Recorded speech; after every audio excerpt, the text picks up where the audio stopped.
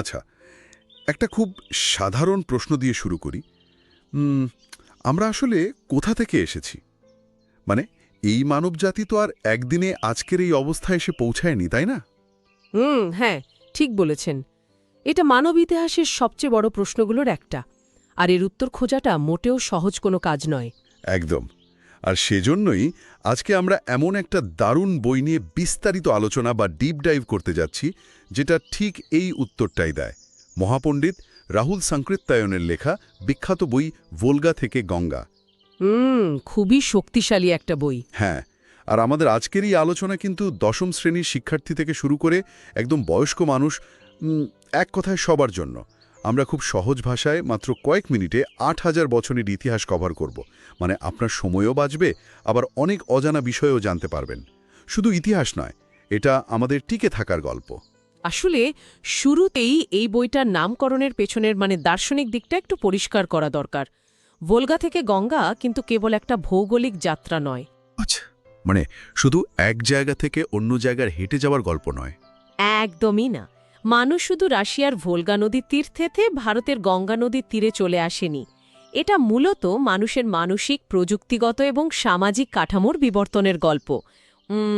কিভাবে পরিবেশের চাপে মানুষের চিন্তা বদলায়, সমাজ ভাঙে আর নতুন করে গড়ে ওঠে, লেখক সেটা খুব সুন্দরভাবে দেখিয়েছেন। বুঝতে পারছি। আমাদের হাতে থাকা বিভিন্ন ঐতিহাসিক প্রবন্ধ, বইয়ের রিভিউ আর অডিও বুকের ট্রান্সক্রিপ্ট ঘেটে আমরা দেখলাম যে এই যাত্রার শুরুটা হচ্ছে খ্রিস্টপূর্ব ৬,০০০ অব্দে ভোলগা নদীর তীরে। প্রথম গল্পটার নাম নিশা, তাই তো? হ্যাঁ, নিশা। নিশা হল সেই সময়ের একটা শিকারী পরিবারের প্রধান। আর সবচেয়ে চমকপ্রদ বিষয়টা হলো সমাজটা তখন পুরোপুরি মাতৃতান্ত্রিক ছিল। আচ্ছা দাঁড়ান, এই জায়গাটা একটু পরিষ্কার করা দরকার। আধুনিক সমাজ তো হাজার হাজার বছর ধরে পিতৃতান্ত্রিক। তাহলে মানে আদিম যুগের নারীদের হাতে সমাজ পরিচালনার ক্ষমতা থাকার কারণটা ঠিক কী ছিল? এর পেছনের যুক্তিটা মূলত জৈবিক। ধরুন, সেই আদিম গুহাবাসী মানুষদের মধ্যে তো আর আজকের মতো বিবাহ নামক কোনো প্রথা ছিল না। তা তো বটেই। তো যেহেতু নারী সন্তানের জন্ম দেয়, তাই সন্তানের মাকে তা সবাই নিজের চোখে দেখতে পেত। কিন্তু বাবাকে তার নির্দিষ্ট করে বলার কোনো উপায় ছিল না। তাই মাতৃত্বের ভিত্তিতে বংশ পরিচয় তৈরি হতো। ও আচ্ছা, মানে মায়ের পরিচয়টাই ছিল আসল পরিচয়। একদম। আর সমাজ পরিচালিত হতো বয়োজ্যেষ্ঠ এবং অভিজ্ঞ নারীদের দ্বারা, কারণ তাদের অভিজ্ঞতা পুরো গোষ্ঠীকে খাইয়ে পরিয়ে বাঁচিয়ে রাখতে সাহায্য করত। কিন্তু এই মাতৃতান্ত্রিক কাঠামোর ভেতরেও তো ক্ষমতার একটা ভয়ানক লড়াই ছিল, তাই না?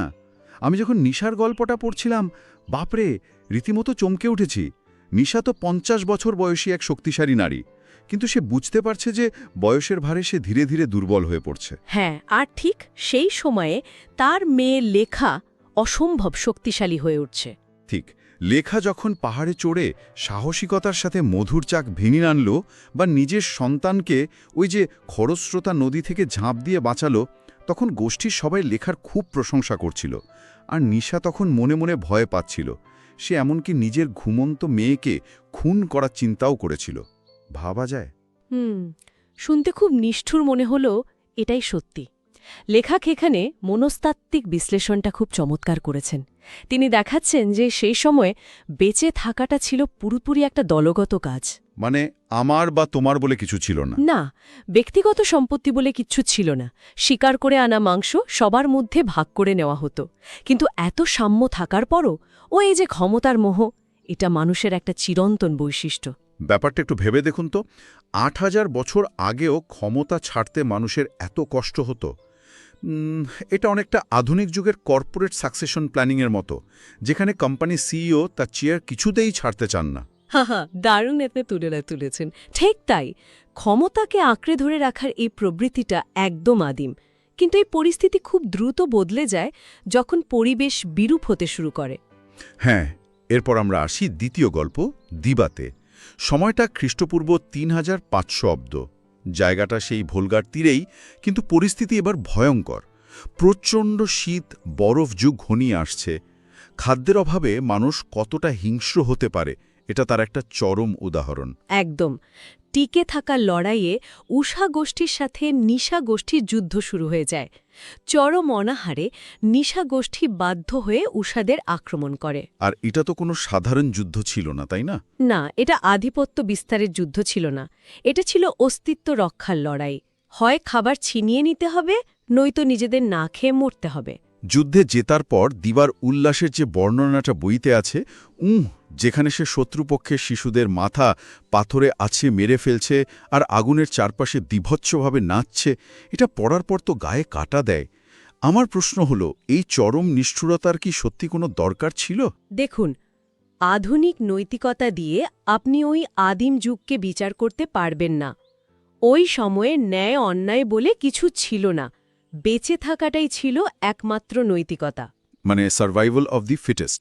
হ্যাঁ, যখন নিজের গোষ্ঠীর শিশুদের মুখে তুলে দেওয়ার মতো এক টুকরো মাংস নেই, তখন অন্য গোষ্ঠীর শিশুদের বাঁচিয়ে রাখা মানে তো ভবিষ্যতের জন্য নতুন প্রতিযোগী তৈরি করা। দিবার এই উল্লাস আসলে কোনো নৈতিকতার অভাব নয়। এটা হলো যে কোনো মূল্যে নিজের জিন বা বংশধরকে বাঁচিয়ে রাখার একটা আদিম প্রবৃত্তি। বাপরে, তার মানে পরিবেশের নির্মমতা মানুষকে নির্মম হতে বাধ্য করেছিল।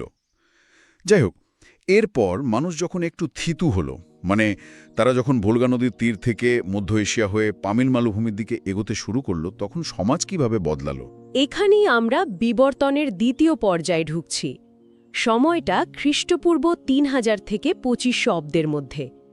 এই সময়ে সমাজ ধীরে ধীরে মাতৃতন্ত্র থেকে পিতৃতন্ত্রের দিকে মোড় নিতে শুরু করে।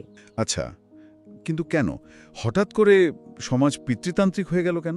কারণ টিকে থাকার হাতিয়ার বদলে গিয়েছিল। মানুষ তখন যাযাবর শিকারী জীবন ছেড়ে দিয়ে পশুপালন আর অশ্বপালন শুরু করল। খ্রিস্টপূর্ব ৩০০০ অব্দের অমৃতাশ্ব গল্পটিতে আমরা দেখি মানুষ পামির মালভূমিতে আছে, আর ঘোড়া বা গবাদি পশু হয়ে উঠেছে তাদের প্রথম ব্যক্তিগত সম্পদ। ও, বুঝতে পেরেছি। শিকারের মাংস তো জমিয়ে রাখা যেত না, পচে যেত। ঠিক ধরেছেন, মাংস পচে যায়, কিন্তু জীবন্ত পশু দিনের পর দিন নিজের কাছে রাখা যায়।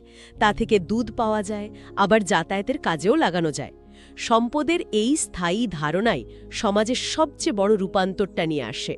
আর এই ব্যক্তিগত সম্পদই কি তাহলে মাতৃতন্ত্রের অবস্থান ঘটালো? হ্যাঁ, যখন পুরুষের হাতে পশু সম্পদ জমা হতে শুরু করল, তখন পুরুষের মনে ইচ্ছা জাগল যে তার মৃত্যুর পর এই সম্পদ যেন তার নিজের সন্তানের হাতেই যায়। কিন্তু মাতৃতান্ত্রিক সমাজে কে কার সন্তান তা তো পুরুষের জানার উপায় ছিল না। তো তারা কি করল? নিজের জৈবিক উত্তরাধিকার নিশ্চিত করার একমাত্র উপায় ছিল একজন নির্দিষ্ট নারীর উপর সম্পূর্ণ নিয়ন্ত্রণ প্রতিষ্ঠা করা। এভাবেই বিবাহ প্রথার উদ্ভব হল আর নারীদের স্বাধীনতায় হস্তক্ষেপ শুরু হল। আচ্ছা, ওই যে অমৃতাস্য আর মধুরার গল্পটা, মধুরা এমন একটা সমাজ থেকে এসেছিল যেখানে নারীরা স্বাধীন, কিন্তু অমৃতাস্যের সমাজে তখন নারীদের অপহরণ করে স্ত্রী বানানোর রীতি শুরু হয়ে গেছে। একদম ঠিক। মধুরা যখন অমৃতাস্যকে জিজ্ঞেস করে যে জোর করে নারী অপহরণ করাটা কি অন্যায় নয়, তখন অমৃতাস্য উত্তর দেয় যে তাদের সমাজে এভাবে শক্তি প্রদর্শন করা হয়। তার মানে পেশি শক্তি আর সম্পদের জোরেই সমাজ পিতৃতান্ত্রিক হয়ে উঠল। যেদিন থেকে আমরা খাবার ভাগাভাগি করা বন্ধ করে সম্পদ জমা করতে শুরু করলাম, সেদিন থেকেই বৈষম্য শুরু হলো। হ্যাঁ, আর এরপর খ্রিস্টপূর্ব ২৫০০ অব্দের পুরুহুদ গল্পে তো একটা যুগান্তকারী প্রযুক্তির আগমন ঘটে, তামার আবিষ্কার। হ্যাঁ, কিন্তু এখানে আমার একটা কনফিউশন আছে। তামা তো জাস্ট একটা ধাতু আবিষ্কার হওয়ার কারণে হঠাৎ করে সমাজে শ্রেণীবৈষম্য, দাসপ্রথা আর রাজতন্ত্র কিভাবে তৈরি হয়ে গেল? খুব যৌক্তিক প্রশ্ন। ধরুন, পাথর তো যে কেউ কুড়িয়ে নিয়ে ঘষে অস্ত্র বানাতে পারত, তাই না? হ্যাঁ, ঠিক। কিন্তু তামা খনি থেকে তুলতে হয়, উচ্চ তাপমাত্রায় গলাতে হয়, ছাঁচে ফেলে অস্ত্র বানাতে হয়। এটা একটা জটিল প্রযুক্তি। যার কাছে তামার অস্ত্র ছিল, সে পাথরের অস্ত্রধারীদের খুব সহজেই হারিয়ে দিতে পারত। আচ্ছা। ফলে সমতলের মানুষ যখন পাহাড়ি এলাকার মানুষদের তামার অস্ত্রের কাছে হেরে যেতে শুরু করল, তখন তারা তামার কারিগরদের অপহরণ করে দাস হিসাবে বন্দী করে রাখা শুরু করল।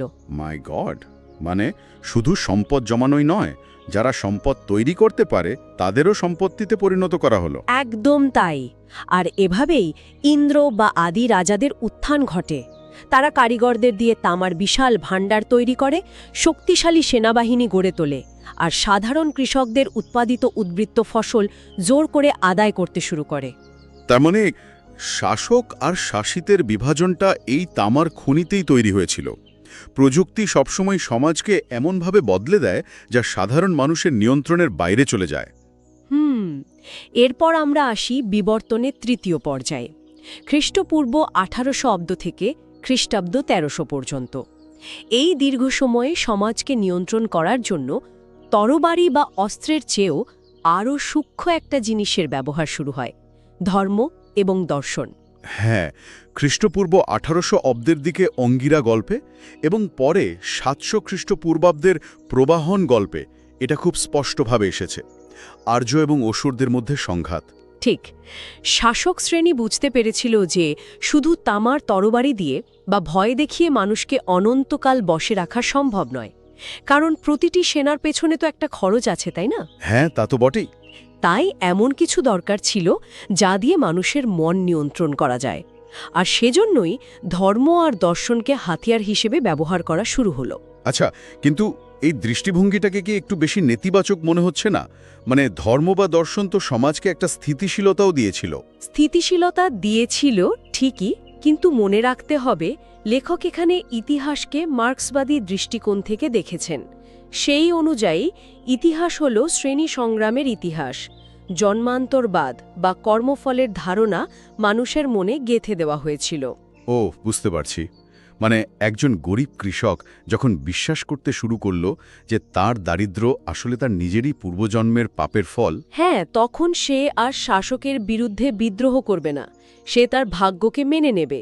এই বুদ্ধিবৃত্তিক হাতিয়ার ব্যবহার করে পুরোহিত আর উচ্চ শ্রেণীর মানুষেরা প্রায় 2000 বছর ধরে সাধারণ মানুষের ওপর আধিপত্য বজায় রেখেছিল। এখানে বিষয়টা সবচেয়ে আকর্ষণীয় হয়ে ওঠে। ইতিহাস বইতে আমরা যাকে গুপ্ত সাম্রাজ্যের স্বর্ণযুগ বলে পড়েছি, এই বইয়ের চক্রপাণি গল্পে লেখক সেই স্বর্ণযুগের চিত্রটা পুরোপুরি উল্টে দিয়েছেন। সাধারণ মানুষের দৃষ্টিকোণ থেকে সেটা মোটেও স্বর্ণের মতো উজ্জ্বল ছিল না। একদমই না। শিল্পের আড়ালে থাকা অন্ধকার দিকগুলো, যেমন দাসপ্রথার বিস্তৃতি, জাতপাতের চরম রূপ আর নারীদের ওপর ভয়াবহ অবিচারের চিত্র লেখক এখানে তুলে ধরেছেন। বিধবাদের পুড়িয়ে মারা বা সতীদাহ প্রথাকে কিভাবে ধর্মের মোড়কে বৈধতা দেওয়া হয়েছিল তা অত্যন্ত স্পষ্টভাবে দেখানো হয়েছে। এরপর নাগদত্ত গল্পে তো গ্রিক সংস্কৃতির অনুপ্রবেশও দেখলাম।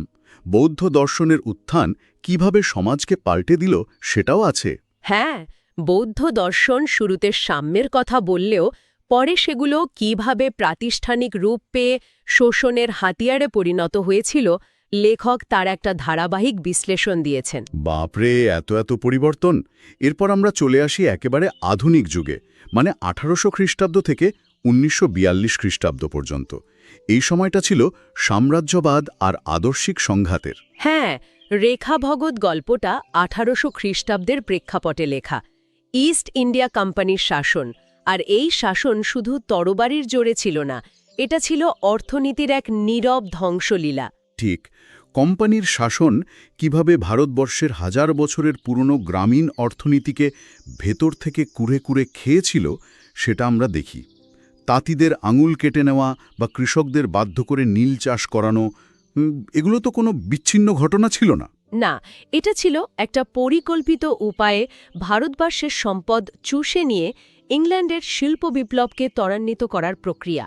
আর এই সব কিছু এসে জমা হয় বইয়ের একেবারে শেষ গল্প সুমেরে। সময়টা 1942 সাল, দ্বিতীয় বিশ্বযুদ্ধ চলছে। প্রেক্ষাপট হল পাটনা। এখানে আমরা দেখি কলেজ ছাত্রদের চায়ের আড্ডা, রাজনৈতিক তর্ক আর মতাদর্শের সংঘাত। এই গল্পটার বয়ানভঙ্গি অসাধারণ। মহাত্মা গান্ধী, আম্বেদকর বা নেহরুর মতো বিশাল চরিত্ররা এখানে সরাসরি উপস্থিত নেই। তারা হলো সাধারণ মানুষের চায়ের কাপের আলোচনার বিষয়বস্তু। হ্যাঁ, ঠিক আমাদের এখনকার চায়ের আড্ডার মতো। একদম। কেউ গান্ধীর অহিংস নীতির সমালোচনা করছে, কেউ আম্বেদকরের জাতপাত বিরোধী আন্দোলনকে সমর্থন করছে, আবার তরুণ প্রজন্মের একটা বড় অংশ মার্ক্সবাদের প্রতি আকৃষ্ট হয়ে সমাজতান্ত্রিক মডেলে ভারতের মুক্তির স্বপ্ন দেখছে।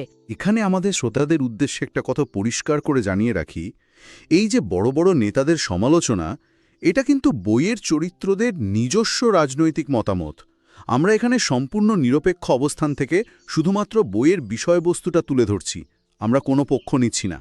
হ্যাঁ, লেখক তার সময়কার চিন্তাধারায় বিশ্বাসী ছিলেন বলেই চরিত্রগুলোর মুখে সেই যুগের টানাপোড়েন উঠে এসেছে। আসলে এটা হলো সাধারণ মানুষের রাজনৈতিক ক্ষমতায়নের একটা প্রতিচ্ছবি। আগে তারা শুধু নির্দেশ পালন করত, আর ১৯৪২ সালে এসে তারা দেশের ভবিষ্যৎ নিয়ে তর্ক করছে। চমৎকার। তো আমরা যদি এই পুরো ৮,০০০ বছরের যাত্রার দিকে ফিরে তাকাই, ভোলগা থেকে গঙ্গা কেবল একটা টিকে থাকার গল্প নয়, এটা হলো মানুষের মানিয়ে নেওয়ার বা অ্যাডাপ্টেশনের গল্প। ঠিক তাই, পরিবর্তন অনিবার্য, আর টিকে থাকার জন্য বদলকে মেনে নেওয়াই হলো জীবনের আসল চাবিকাঠি। পরিবেশ বদলেছে, মানুষ যাযাবর থেকে কৃষক হয়েছে, প্রযুক্তি বদলেছে, মানুষ পাথর থেকে তামায় আর লোহায় শিফট করেছে। হ্যাঁ, যে সমাজ সময়ের সাথে নিজেকে বদলাতে পেরেছে তারাই টিকে থেকেছে। আজকের এই আলোচনা আমাদের বয়স্ক শ্রোতাদের যেমন অতীত ঐতিহ্যের কথা মনে করিয়ে দেবে, তেমনি তরুণদেরও ভবিষ্যতের জন্য নতুন করে ভাবতে শেখাবে। একদম। আলোচনার একেবারে শেষে এসে আজ আমরা শ্রোতাদের জন্য একটা নতুন ভাবনার দরজা খুলে দিতে চাই। একটু ভেবে দেখুন, আদিম যুগে মানুষ লড়াই করেছে শিকারের জায়গা বা ভোলগা নদীর তীরের জন্য। এরপর লড়াই হয়েছে তামা বা সম্পদের জন্য। আজ থেকে ১,০০০ বছর পর যদি কেউ এই বইয়ের পরবর্তী অধ্যায় লেখে, তবে আধুনিক যুগের সেই তামা বা শিকারের জায়গা কোনটি হবে? খুব গভীর একটা প্রশ্ন। সেটা কি ডেটা হবে, নাকি আর্টিফিশিয়াল ইন্টেলিজেন্সের নিয়ন্ত্রণ? ঠিক, এই ডেটা বা এআই কি আমাদের নতুন অস্ত্র? এই প্রশ্নটা আপনাদের ভাবনার জন্য রেখে গেলাম।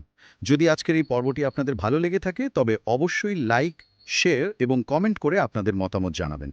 আর এই ধরনের আরও শিক্ষামূলক আলোচনা শুনতে জ্ঞানের পাতা সাবস্ক্রাইব করতে ভুলবেন না। খ্রিস্টপূর্ব ৬,০০০ অব্দ থেকে ১৯৪২ সাল পর্যন্ত এই দীর্ঘ যাত্রায় আমাদের সঙ্গে দেওয়ার জন্য অনেক অনেক ধন্যবাদ।